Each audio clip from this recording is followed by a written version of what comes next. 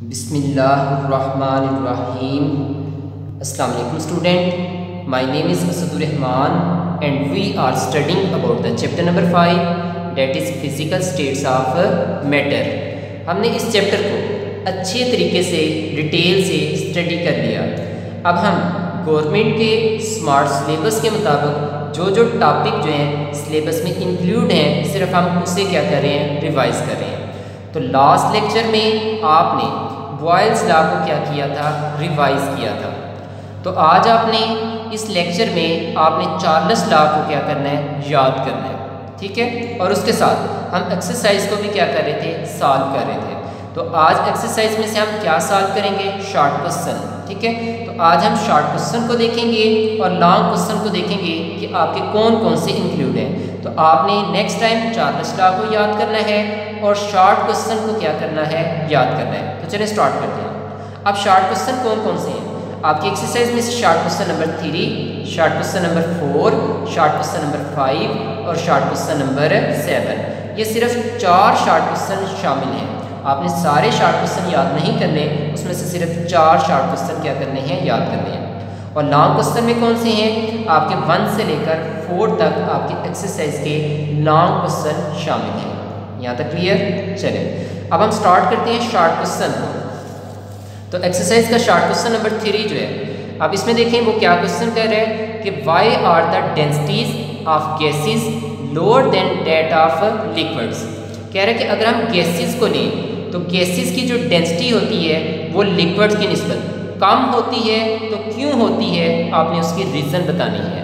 आप इस चैप्टर में तकरीबन 2 से 3 दफ़ा इसको अच्छे तरीके से इस बात को पढ़ चुके हैं कि क्यों गैस की डेंसिटी कम होती है और लिक्विड और सॉलिड की डेंसिटी क्या होती है, हमारे पास है ज़्यादा होती है।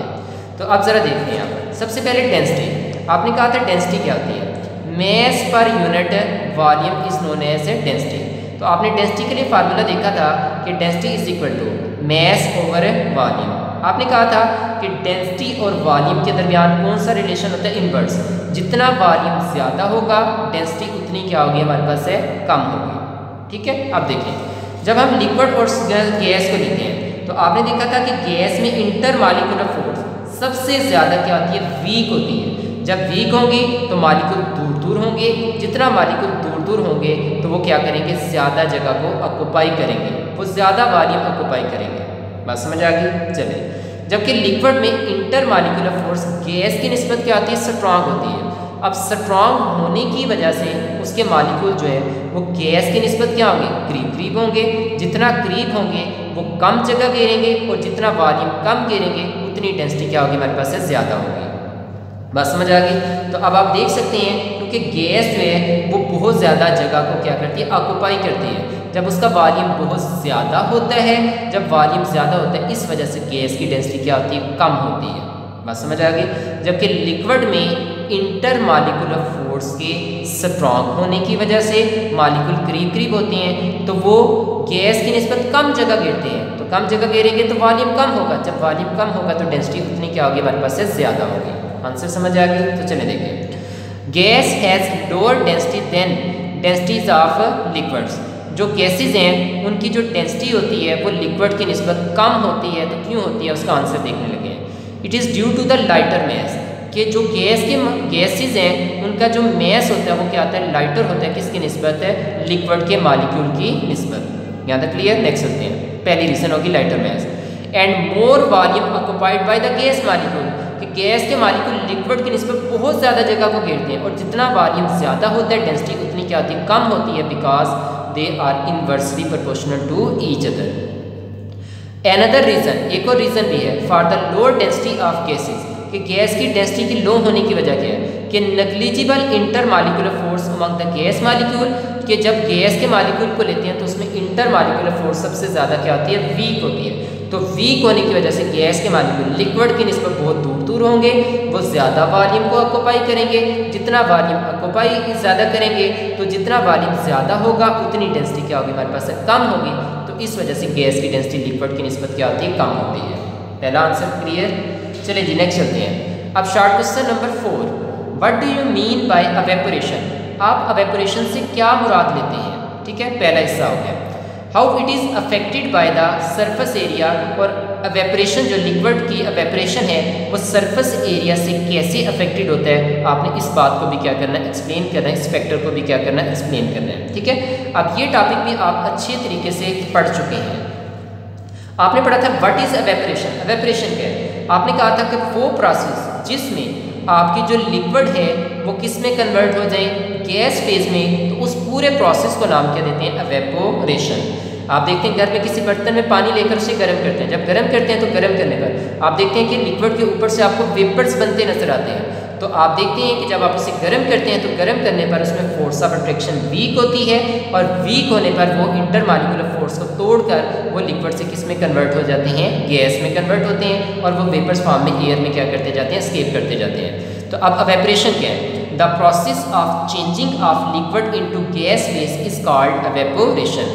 वो अमल जिसमें आपका लिक्विड किस में कन्वर्ट होता है, गैस फेज में, तो उस प्रोसेस को नाम क्या देते हैं, एवेपोरेशन। तो what do you mean by evaporation का क्या हो गया, आंसर हो गया। अब इसके साथ में एग्जांपल, अगर आप 1 मोल वाटर को लेते हैं तो 1 मोल वाटर को लिक्विड से वेपर में गैसेस फॉर्म में कन्वर्ट करने के लिए आपको कितनी एनर्जी देना पड़ती है, तो 1 mole of water in liquid state is converted into vapour form, it require 40.7 kilo joule of energy. आपको कितनी एनर्जी देना पड़ेगी, 40.7 किलो जूल ऑफ एनर्जी।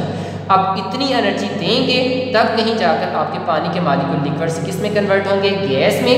जब वो लिक्विड से किस में कन्वर्ट होंगे, गैस में, तो वो प्रोसेस जिसमें आपका लिक्विड गैस में कन्वर्ट होता है उस प्रोसेस को नाम क्या देते हैं, एवेपोरेशन। यहाँ तक क्लियर। तो ये आपने अच्छे तरीके से एग्जाम्पल भी पढ़ी हुई है। ठीक है, नेक्स्ट चलते हैं। अब next, how it is affected by surface area. जो सरफेस एरिया है वो एवेपोरेशन को के ऊपर कैसे असरअंदाज होता है, आप इस बात को भी फैक्टर्स के अंदर स्टडी कर चुके हैं। तो चलिए देखिए, आपने देखा था कि अगर सरफेस एरिया ज़्यादा होगा और सरफेस एरिया क्या होगा, कम होगा, तो किस में एवेपोरेशन क्या होगी, फास्ट होगी। आपने देखा था कि जिसका सरफेस एरिया ज़्यादा होगा एट ए टाइम ज़्यादा से ज़्यादा हाई काइनेटिक एनर्जी मॉलिक्यूल कहाँ पर आएंगे, सरफेस पे। जब जल्दी जल्दी मॉलिक्यूल ज़्यादा से ज़्यादा सरफेस पे आएंगे तो जल्दी जल्दी वो इंटरमॉलिक्यूलर फोर्स को तोड़कर जल्दी जल्दी वो लिक्विड से किस में कन्वर्ट होंगे, गैस में। तो वहाँ पर एवेपोरेशन का प्रोसेस क्या होगा, फास्ट होगा। बात समझ आ गई। अगर सरफेस एरिया छोटा होगा तो फिर हाई काइनेटिक एनर्जी मॉलिक्यूल बारी बारी आएंगे, फिर बारी बारी को इंटरमॉलिक्यूलर फोर्स को तोड़कर लिक्विड से गैस में कन्वर्ट होंगे, फिर उसे टाइम लगेगा, आस्ता आस्ता होगा। इसका मतलब जितना सरफेस एरिया ज़्यादा होगा एवेपोरेशन क्या होगी, फास्ट होगी, और जितना सरफेस एरिया कम होगा एवेपोरेशन क्या होगी, कम होगी। ये आपने डिटेल से क्या किया था, स्टडी किया था। ठीक है, मुख्तलिफ एग्जाम्पल की मदद से। तो अब आप देख सकते हैं कि evaporation is a surface phenomena. ये एवेपोरेशन सरफेस फिनोमिना, क्योंकि पहले लिक्विड के मॉलिक्यूल कहाँ पर आएंगे, सरफेस पे, और वहाँ से फिर वो क्या करेंगे, एवेपोरेट करेंगे, लिक्विड से गैस में कन्वर्ट होंगे। तो surface phenomena, greater is the surface area, जितना सरफेस एरिया ज़्यादा होगा greater will be the evaporation, उसमें एवेपोरेशन भी उतनी ज़्यादा होगी। एंड वाइस वर्सा, इसका उलट, यानी smaller the surface area smaller will be the evaporation. Clear. अब आपने एक एग्जाम्पल पढ़ी थी, आपने देखते हैं कि आप प्लेट के अंदर आपके जो बुजुर्ग हैं वो चाय को डालकर पीते हैं। ठीक है, और फिर आपने देखा था कि आप अगर कप के अंदर चाय लेते हैं तो आप देखते हैं कि आपकी जो चाय है वो कप के अंदर क्या होती है, देर बाद ठंडी होती है, जबकि प्लेट के अंदर क्या होती है, जल्दी ठंडी हो जाती है। तो इसकी वजह क्या है, तो आपको पता है जितना एवेपोरेशन ज़्यादा होगा तो एवेपोरेशन कूलिंग प्रोसेस है, तो वो उतना ज़्यादा क्या करेगा, कूलिंग काज करेगा। तो इस वजह से चाय को जल्दी ठंडा करने के लिए वो प्लेट के अंदर लेते हैं। फिर आपने ये एग्जाम्पल अच्छे तरीके से पढ़ी थी कि अगर हम प्लेट में लेते हैं तो उसका सरफेस एरिया ज़्यादा होने की वजह से वहाँ पर जो चाय डालेंगे उसमें से लिक्विड जल्दी जल्दी high kinetic energy molecule escape कर जाएंगे, पीछे लो काइनेटिक एनर्जी वाले मॉलिक्यूल रह जाएंगे या एवरेज वाले। तो इस वजह से वहाँ का टेम्परेचर कम होने की वजह से आपकी चाय क्या होगी, जल्दी ठंडी हो जाएगी। जबकि कप के अंदर जो है सरफेस एरिया कम होने से molecule high kinetic energy molecule आस्ता आस्ता एस्केप करेंगे, आस्ता आस्ता एवेपोरेट करेंगे। तो जब आस्ता आस्ता करेंगे तो आपकी चाय जल्दी ठंडी नहीं होगी। इसका मतलब है कप के अंदर एवेपोरेशन का प्रोसेस स्लो, जबकि प्लेट के अंदर जो एवेपोरेशन का प्रोसेस है वो क्या होता है, हमारे पास फास्ट होता है। तो देखें, आपने एग्जाम्पल ली थी, some time a saucer is used. बाज़ का हम क्या करते हैं, सॉसर का इस्तेमाल करते हैं, प्लेट का इस्तेमाल करते हैं। If tea is to be cold quickly, जब हमने चाय को जल्दी ठंडा करना होता है। This is because evaporation from the larger surface area of saucer is more than that of this smaller surface area of tea cup. कहता है प्लेट में जो सरफेस एरिया होता है वहाँ से ज़्यादा जल्दी जल्दी high kinetic energy molecule evaporate करते हैं, वहाँ पर एवेपोरेशन का प्रोसेस फास्ट होता है कप की निस्बत। जब वहाँ पर high kinetic energy molecule cup की निस्बत जल्दी एस्केप कर जाएंगे, इस वजह से वहाँ पर आपकी चाय क्या होगी, जल्दी ठंडी हो जाएगी। क्लियर? तो अब आपके ये यहाँ पर दोनों हिस्सों का आंसर हो गया कि what do you mean by evaporation, या एवेपोरेशन से आप क्या मुराद लेते हैं और ये सरफेस एरिया से कैसे इफेक्ट होता है, ये आपने पहली लाइन में एक्सप्लेन कर दिया और साथ में एग्जाम्पल भी ली।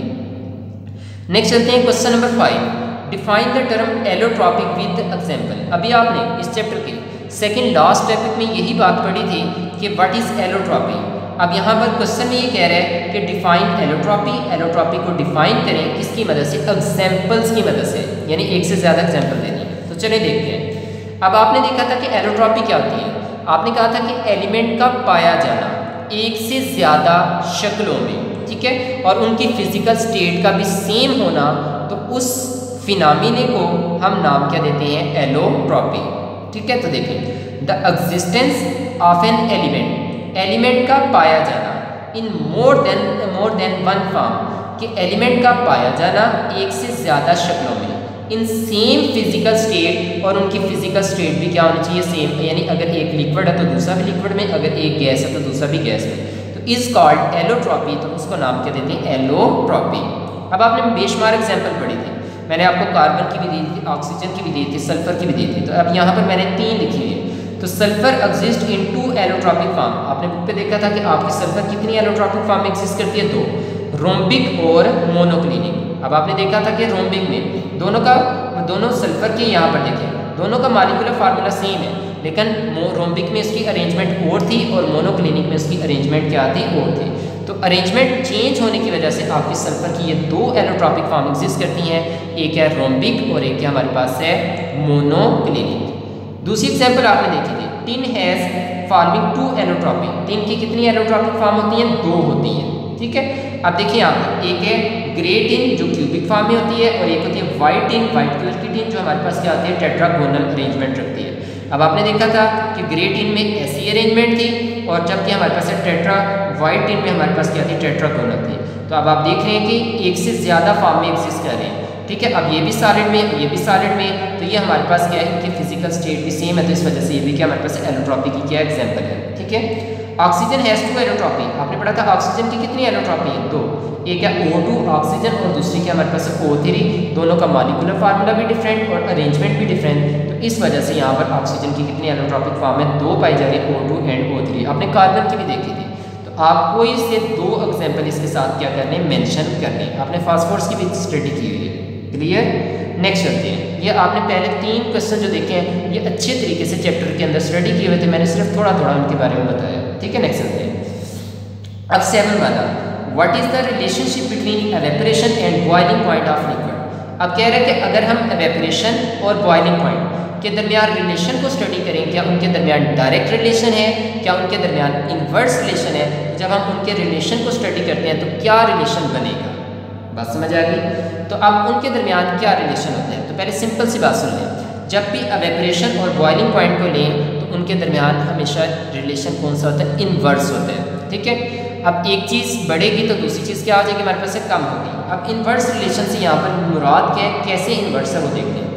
अब वो लिक्विड जिसमें इंटरमॉलिक्यूलर फोर्स स्ट्रांग होगी, तो वो स्ट्रांग होने की वजह से उसका बॉइलिंग पॉइंट भी क्या होगा, हाई होगा। ठीक है, अब बॉइलिंग पॉइंट हाई है तो इसका मतलब है कि इंटरमॉलिक्यूलर फोर्स स्ट्रांग होने की वजह से वो थोड़े टेम्परेचर पर आसानी से एवेपोरेट नहीं कर पाएंगे, उसमें एवेपोरेशन का प्रोसेस क्या होगा, स्लो होगा। तो इसका मतलब है वो मॉलिक्यूल जिसमें इंटरमॉलिक्यूलर फोर्स स्ट्रांग होती हैं, स्ट्रांग होने की वजह से उनमें जो एवेपोरेशन का प्रोसेस स्लो होता है और उनका बॉइलिंग पॉइंट क्या होता है, हाई होता है। ठीक है, अब इस बात को देखिए, तो there is an inverse relation between evaporation and boiling point. इन दोनों के दरमियान कौन सा रिलेशन है, इनवर्स है, एक दूसरे के उलट है। Of the liquid if the boiling point of liquid is high, अगर लिक्विड का बॉइलिंग पॉइंट हाई होगा तो उसको अगर थोड़ा टेम्परेचर देंगे तो वो आसानी से एवेपोरेट नहीं करेगा, बल्कि आस्ते आस्ते इट एवेपोरेशन इज स्लो, उसकी एवेपोरेशन स्लो होगी। क्यों? Because intermolecular force are high, क्योंकि उसमें इंटरमॉलिक्यूलर फोर्स स्ट्रांग होने से वो आसानी से एवेपोरेट नहीं कर रहा, आस्ता आस्ता कर रहा है, तो उसका बॉइलिंग पॉइंट हाई है। Which has high boiling point, उसका बॉइलिंग पॉइंट हाई है लेकिन थोड़े टेम्परेचर पर वो एवेपोरेट जल्दी नहीं कर रहा, तो इस वजह से यहाँ पर क्या हुआ, इन्वर्स।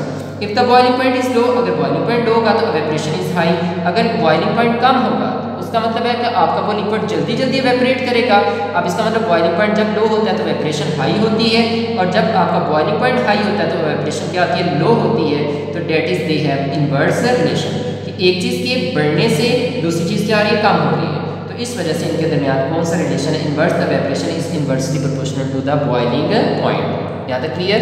अगर आपको यहाँ तक कोई चीज़ नहीं समझ आई तो आप पूछ लें। आप एक्सरसाइज के 4 नाम भी देख सकते हैं, कौन कौन से हैं। पहले 4 1 2 3 और 4, पहले 4 जो है वो शामिल हैं, और 5वां और 6वां उसमें शामिल नहीं है। अगर किसी चीज़ की ना समझ आए तो पूछ लें।